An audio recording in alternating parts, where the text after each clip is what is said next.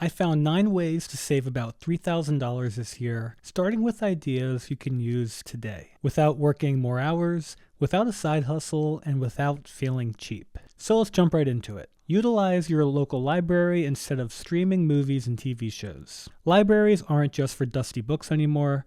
They also have movies and full TV seasons as well. And you can check the inventory on them and reserve everything online. Most libraries are also connected through a network, so if one doesn't have what you're looking for, they'll ship it from another library. For me, this is replacing my streaming platforms, which are all around $100 per year. Now, between HBO Max, Netflix, Disney Plus, and Hulu, I was spending about $515 annually, and I don't really get the full value out of these. So if you're already paying through your taxes for your local library, you might as well use it. And I've also stopped buying books. I used to buy 5 to 6 books a year.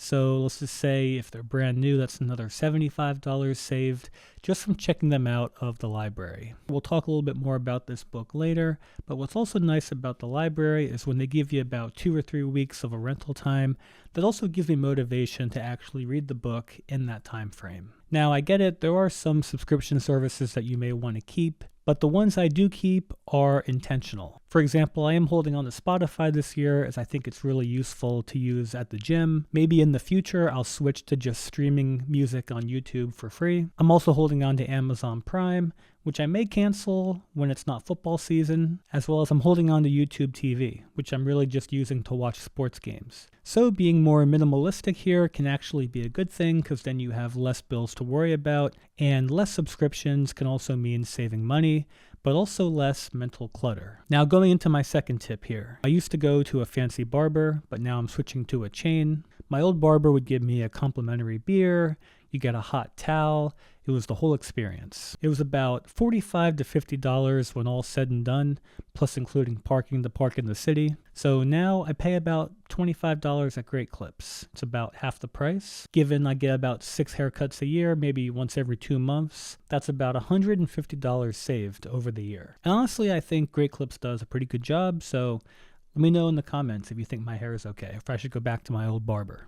If you've learned anything so far from this video, it would really help my channel tremendously if you considered hitting the like button or subscribing for more content like this. This type of engagement tells YouTube to suggest this video to more people like yourself who are interested in travel or personal finance. Also, if you have any tips or advice for saving money, be sure to let us know down in the comment section as well. Let's move into number 3. So that would be buying generic and shopping the food store perimeter. Now, generic brands I think are wildly underrated. I always buy my mouthwash, tissues, Greek yogurt. It's all going to be the generic grocery store brand for me. I also shop the perimeters of the grocery store, which is usually cheaper and healthier. So avoid the middle of the grocery store where it's all the processed food. So shop for the fresh fruit and veggies on the perimeter of the food store. So let's just say with the strategy of buying the generic brand and also shopping the perimeter, I save about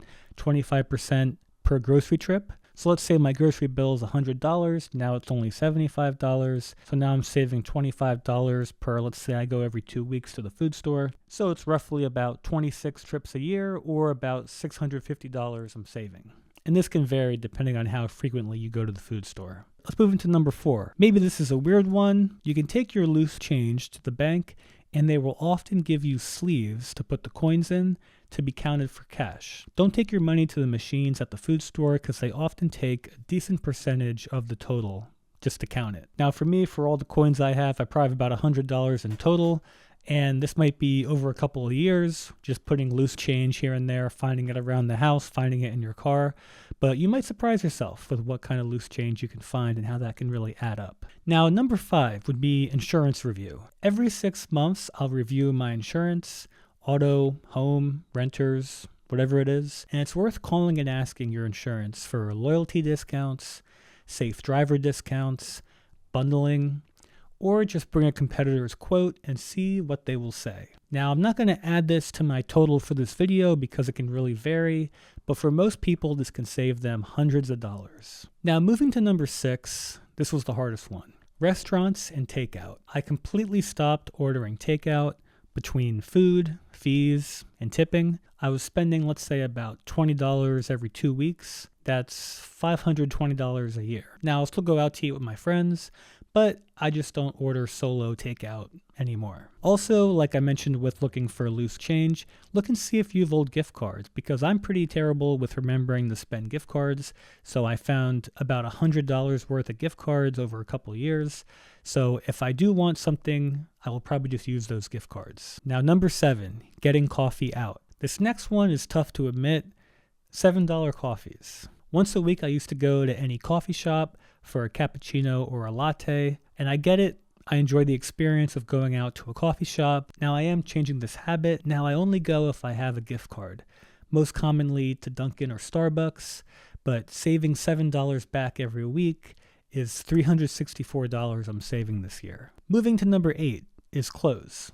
I used to spend about $40 a month on random clothes, whether I wanted a shirt somewhere or I bought a pair of shorts, whatever it might be. Now I rarely buy any new clothes. It's going to be less things to manage, less decision fatigue. I also just kind of hate retail shopping. Now over a year, it's about $480 saved. So what I do now, if I do need something, I'll first check a thrift store or do clothing swaps with friends or family. And I'm even looking into selling some of my old shoes or old clothes on Facebook Marketplace. Now going into our last topic, this is kind of a bonus, I think. It's learning skills. So this next part will require some skill building and will take some time to learn. But remember that knowledge is power. First one, I do my own taxes. That can be about $200 to $300 saved. Let's call it $250 saved by not hiring an accountant to do this for you. Also, I change my own oil in my car. Now it's about maybe $40 to get your oil changed, but you do it twice a year, so that's $80 saved. And changing your oil is surprisingly easy and pretty cheap to do when you have the right tools and know what to do. Now, if doing your taxes or changing your oil intimidates you, that's okay. The good news is we're currently using the greatest learning platform in history to learn things for free, YouTube. Now, to give you my closing thoughts, altogether this comes to about $3,000 or so for the year. Here's the important part. Now, if you invest that money instead and get a reasonable annual market return of about 10%, that's $300 the next year, and it's going to compound and compound in the future. Remember that money and wealth is less about how much you earn, it's more about how you manage it. And I'll leave you with 2 ideas from Thomas J. Stanley and William D. Danko's The Millionaire Next Door. To be frugal is not about being cheap. To be frugal means disciplined, value-based spending that supports wealth and not image. And now my favorite quote from this book: if your goal is to be financially secure, you'll likely make it. But if your motivation is to display a high consumption lifestyle, you will never accumulate wealth. Thank you again for watching this video, and if you learned anything, consider hitting like and let us know in the comment section below some ways that you like saving money. Also, if you enjoy personal finance and travel content, consider hitting subscribe to be notified of upcoming videos. Thank you again for watching, and I'll see you again in the next video.